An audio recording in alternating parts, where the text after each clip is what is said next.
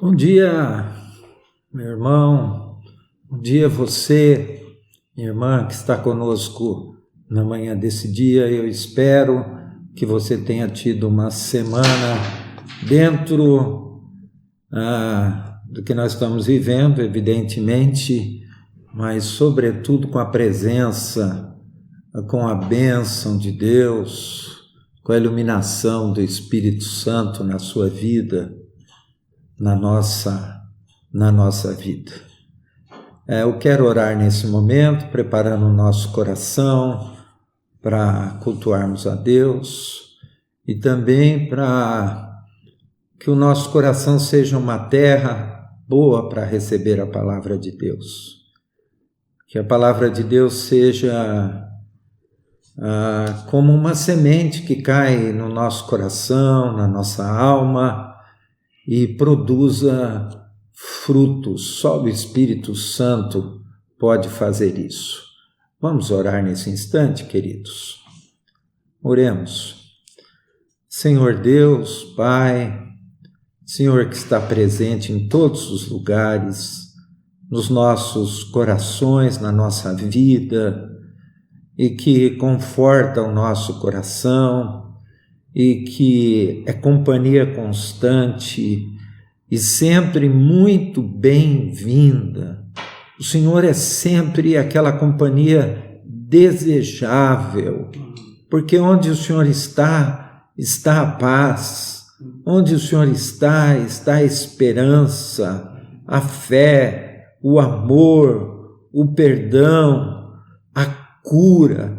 Ó Deus, nós queremos viver essa vida na Tua presença, essa vida em abundância que Jesus prometeu a cada um de nós. Por isso, ó Pai, recebe na manhã deste domingo ensolarado a gratidão do nosso coração por todas as bênçãos, pela salvação em Cristo Jesus, que gratuitamente o Senhor nos concedeu no amado.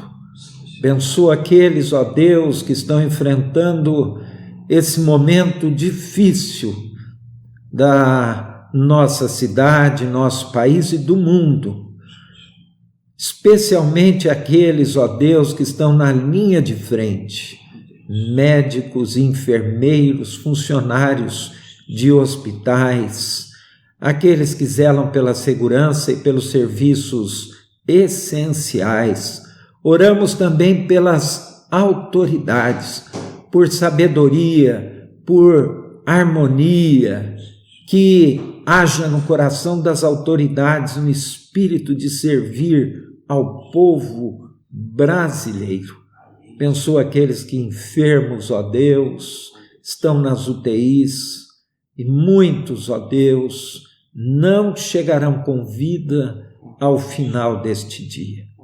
Ó Deus, consola os familiares, consola o coração também daqueles que já estão conscientes que a hora deles chegou. Que o Teu Espírito Santo console cada coração. Eu sei que o Senhor pode fazer isso. Abençoa também, Senhor, os nossos irmãos, amigos que estão enfermos. Tira-os, ó Deus, do hospital. Faz isso, ouve a nossa oração. Fala conosco agora pela Tua palavra, em nome de Jesus. Amém, Senhor. Amém. Abramos as nossas Bíblias no Evangelho de Lucas, capítulo de número 5.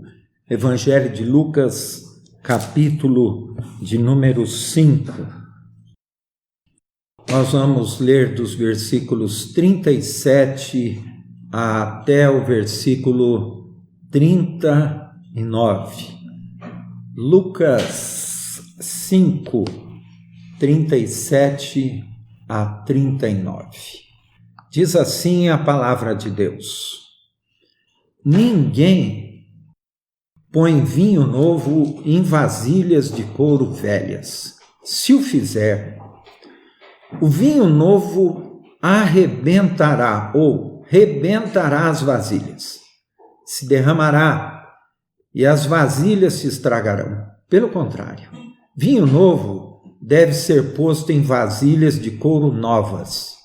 E ninguém, depois de beber o vinho velho, prefere o novo, pois diz: o vinho velho é melhor. Amém? Eu recebi pela internet, pelo e-mail, um e-book traduzido e compilado pela agência missionária Martureu. Essa palavra martureu vem da palavra martírio. A palavra martírio significa testemunho na língua grega. Então, isso só para dizer o que significa martureu. Se eu falar agência missionária Martureu, então você sabe que é uma agência que testemunha do Evangelho. O título desse e-book que eu recebi da agência missionária Martureu é 2 pontos: transmissão global, missão global. O autor, Jason Mendrick, é um missiólogo e um estudioso muito conhecido por seus trabalhos acerca das missões e as mudanças da pós-modernidade. Jason Mendrick fez um estudo estatístico sobre missões e o Evangelho em todas as nações do mundo. Ele catalogou estatisticamente o número de pessoas de cada religião em cada país. Ele fez isso para medir o quanto o Evangelho do Senhor Jesus Cristo estava chegando nas nações. Portanto, Jason Mendrick é um missiólogo extremamente respeitado. Mas nesse e-book, nesse trabalho inédito e muito novo ainda, evidentemente, ele se aventura a examinar o impacto e as implicações da pandemia. E ele arrisca dizer, abre aspas, o nosso mundo mudou para sempre. O que significa que agora nós vamos entrar no desconhecido. Não é que vai ser aquela coisa, lúgubre, negra, e nós vamos entrar no mundo desconhecido, numa floresta negra, não é isso. É que o futuro sempre foi inédito, o futuro sempre foi desconhecido e sempre é desconhecido. Ninguém sabe de verdade o que vai acontecer amanhã, hoje à tarde, essa semana. Haverá muitas surpresas. Mas nós estamos entrando num futuro bastante desconhecido. E ele afirma ainda, não há retorno ao normal. Porque o que tínhamos antes, não importa o que seja, não era normal. Vou repetir isso. Não há retorno ao normal. Não é possível voltar mais ao que era antes. Porque o que nós tínhamos antes, não importa o que seja, não era normal.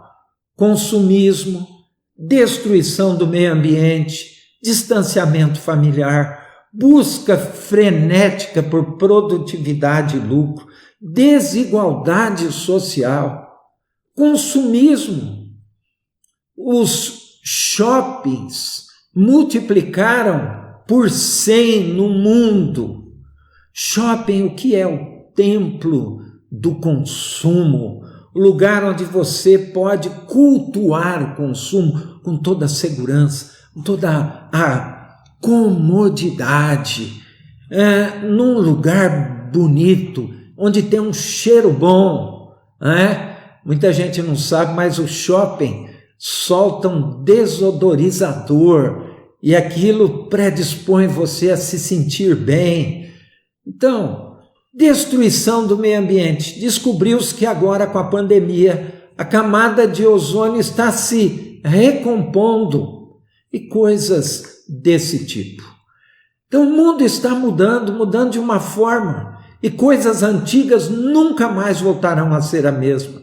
Essa semana alguém postou um texto sensacional lá no grupo. Começava mais ou menos assim: nós dormimos em um mundo e acordamos em outro. De repente, Disney não tem mais magia. Aí fala de Paris, de Nova York. Quem tem boca não pode ir a Roma nesse momento. E termina de uma maneira brilhante. De repente, se descobriu que o poder não tem tanto valor e que o dinheiro não tem tanto poder. Somente Deus continua sendo Deus. Os especialistas estão dizendo que as organizações precisam de pelo menos 3 coisas: agilidade, pronta resposta e uso racional dos recursos. Muitas empresas pequenas, microempresas, não conseguirão dar pronta resposta a esse novo mundo em que nós estamos entrando. Uso racional de recursos. Essa semana um pastor Luiz, estava dizendo: olha, minha irmã vai ser operada agora depois de quase 45 dias, porque o hospital onde ela deveria ser hospedada não tinha sedativos. Até as nossas autoridades estão precisando aprender a usar racionalmente os recursos. Nós temos bastante cloroquina agora. Cloroquina não vai faltar. Que bom! Mas os hospitais, por exemplo, estão sem sedativos. Os hospitais estão sem aquilo que quase que é básico.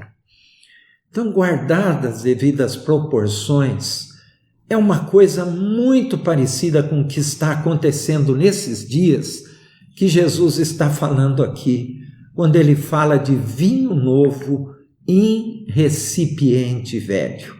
E olha que Jesus não está querendo ensinar nada a respeito de guardar vinho, de conservar vinho, de vinho bom, de safra, nada disso.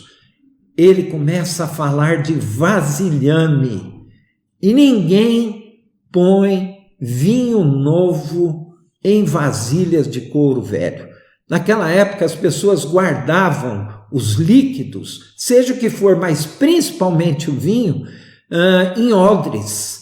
Odres eram vasilhames de couro.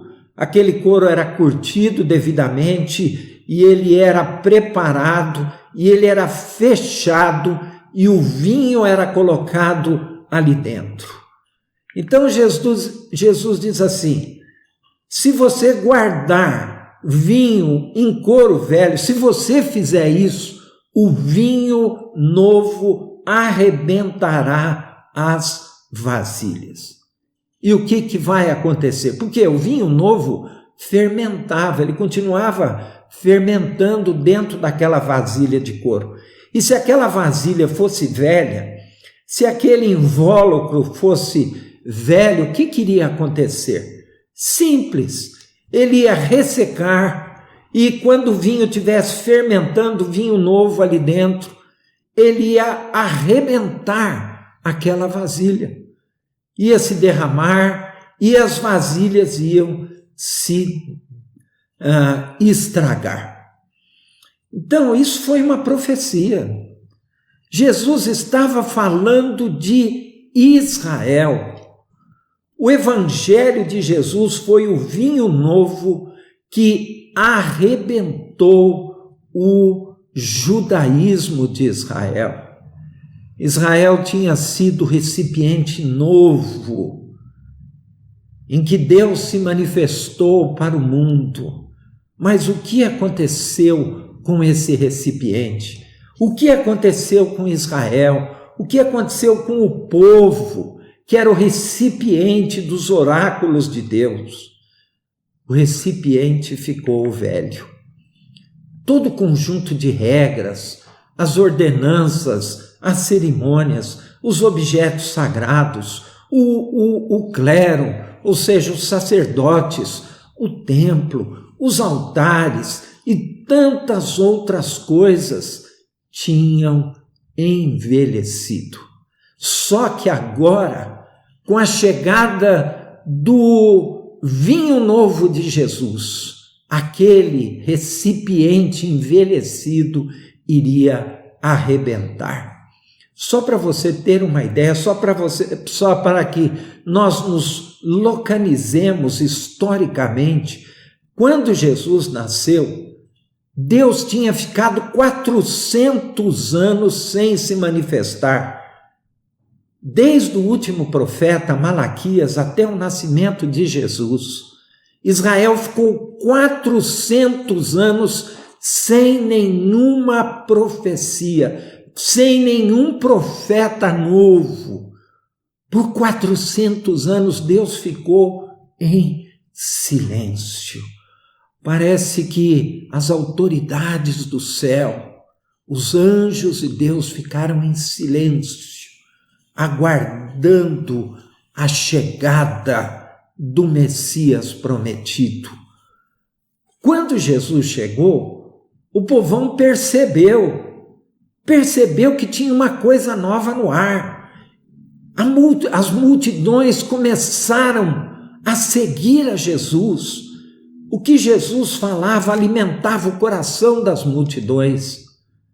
Mas quem foi que não percebeu? Quem não percebeu foi exatamente a elite.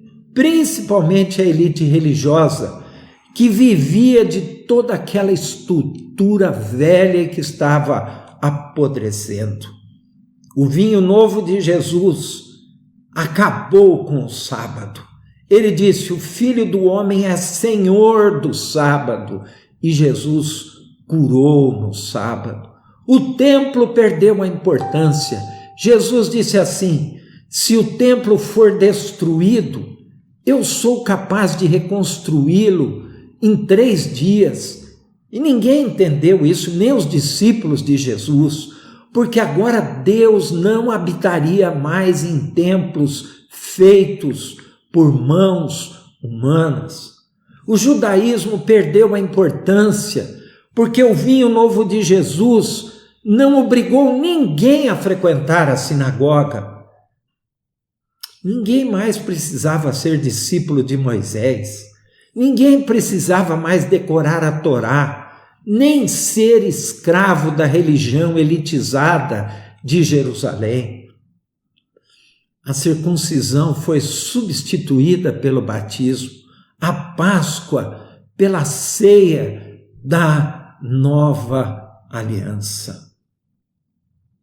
As prostitutas, os cobradores de impostos, agora no reino de Deus há lugar para eles e para os gentios. A porta é estreita, mas todos podem entrar, de todas as tribos, línguas, povos e nações. O vinho novo de Jesus chega e toda a velha estrutura religiosa de Israel, guardada no velho recipiente, simplesmente arrebenta. Mais ou menos 40 anos após a morte de Jesus, mais precisamente no ano 70 depois de Cristo, Deus permite que Jerusalém seja completamente destruída, incluindo o templo.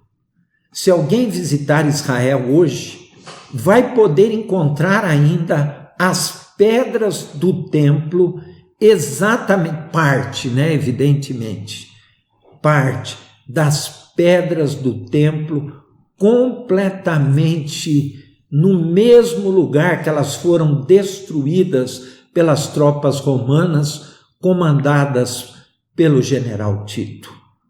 As tropas romanas cercam Jerusalém e por quase 4 meses não permite que ninguém saia nem entre na cidade. Então, passados 3 meses, as pessoas, homens, mulheres e crianças, começam a morrer de fome. Os rebeldes que estavam aquartelados dentro de Jerusalém, principalmente na fortaleza Antônia, começam a morrer de fome. Não havia como enterrar os corpos, e os corpos começam a ser abandonados pelas ruas. E finalmente, depois de todo esse sofrimento, de tanta morte, as tropas romanas entram na cidade. É o momento mais triste e trágico de toda a história de Israel. O general Tito promove a diáspora. Ele esparrama os judeus para o mundo inteiro.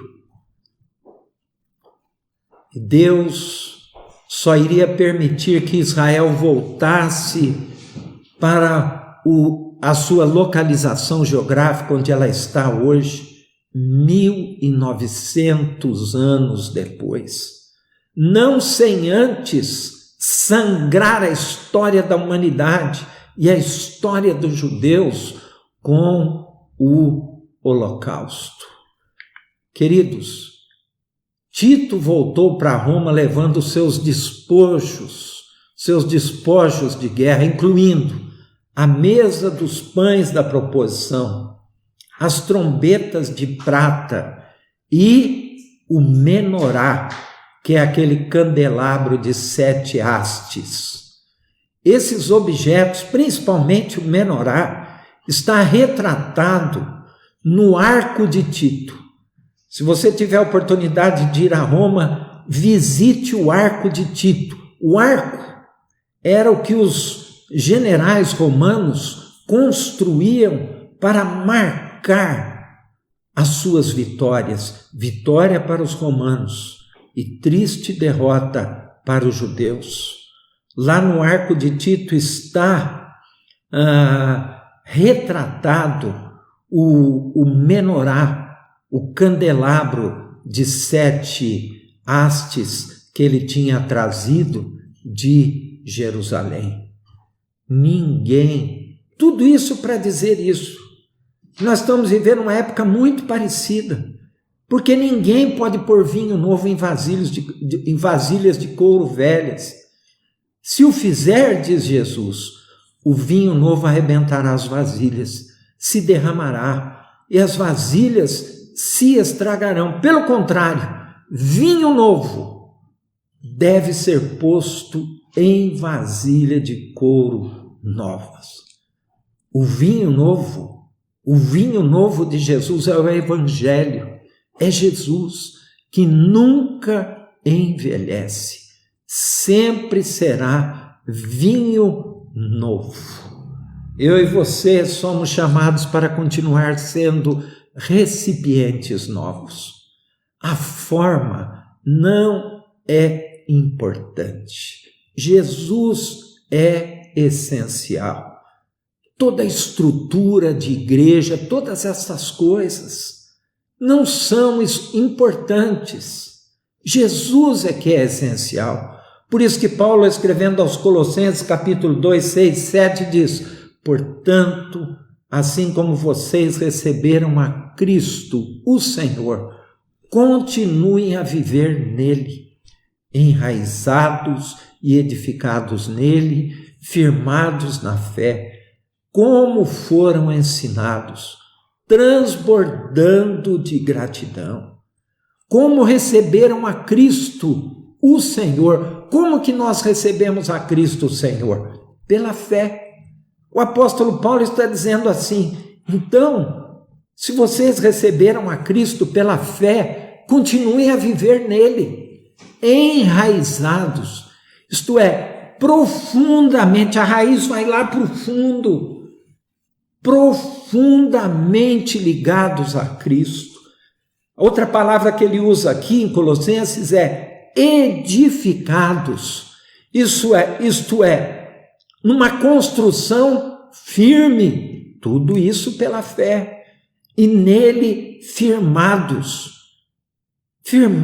na fé, isto é, não se abalar, porque vocês foram ensinados assim. E mesmo nesse tempo de pandemia, transbordar de gratidão. Então, meu querido, minha querida, meu irmão, minha irmã, você não depende da estrutura. A gente pensava que dependeria da estrutura. A pandemia já está permitindo que nós experimentemos um novo momento. Jesus já não está somente em nossos locais de culto, Ele está em nossas casas. Agora, Ele está conosco em nossas casas e podemos entender claramente o que Ele disse. Pois onde se reunirem 2 ou 3 em meu nome, eu ali estou no meio deles. E Paulo continua: por isso, tomem cuidado para que ninguém os escravize a filosofias vãs e enganosas que se fundamentam nas tradições humanas e nos princípios elementares deste mundo e não em Cristo Jesus. Pois em Cristo habita corporalmente toda a plenitude da divindade. Onde você estiver, Cristo estará presente. Onde você estiver, a igreja está presente. Pois em Cristo, diz Paulo, habita corporalmente toda a plenitude da divindade, e por estarem nele, que é o cabeça de todo poder e autoridade, vocês receberam plenitude. Você não tem podido vir à igreja, você não tem podido desfrutar da presença dos irmãos, estarmos juntos, tomar cafezinho. Mas ele diz assim: olha, aonde você estiver, corporalmente habita a plenitude da divindade que está em Cristo Jesus, e vocês receberam a plenitude. Eu não sei, nesse trabalho inédito e muito novo ainda, em que Jason Mandrick se aventurou a dizer o impacto, falar sobre os impactos e as implicações da pandemia, não sei se ele está certo. Eu não sei se o nosso mundo mudou para sempre. Está parecendo que o nosso mundo mudou para sempre. Isso acabou atingindo também a igreja, porque a igreja é uma instituição divina, mas é também uma instituição humana. Eu não sei se nós não vamos retornar ao normal. Eu não sei se realmente nós vamos tomar consciência do que nós tínhamos antes. Não era normal. Não era absolutamente normal.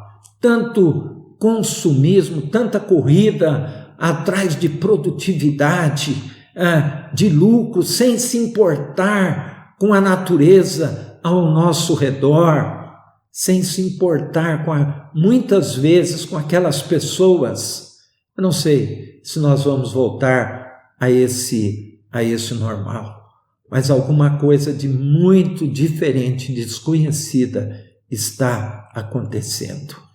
E agora é um momento de você olhar para você mesmo e verificar que tipo de fé habita no seu coração.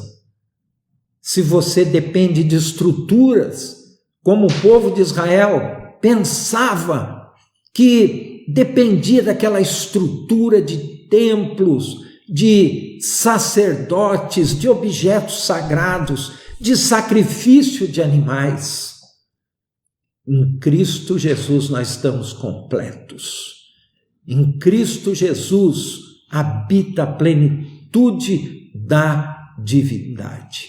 E se eu e você estivermos em Cristo Jesus, Ele que é o cabeça de todo poder e autoridade, nós recebemos e estaremos na plenitude nós estaremos completos. Queridos, que Deus fale e complete essa mensagem no meu e no seu coração. Eu vou orar agora e eu peço que você ainda não saia, eu quero ainda te dar algum recado. Vamos orar, queridos. Senhor nosso Deus, nós queremos entender este momento que nós estamos vivendo agora. É um momento, é uma circunstância, é uma forma de vida inimaginável, ó Deus, há menos de 6 meses atrás. O que está acontecendo conosco agora jamais passou pela nossa cabeça.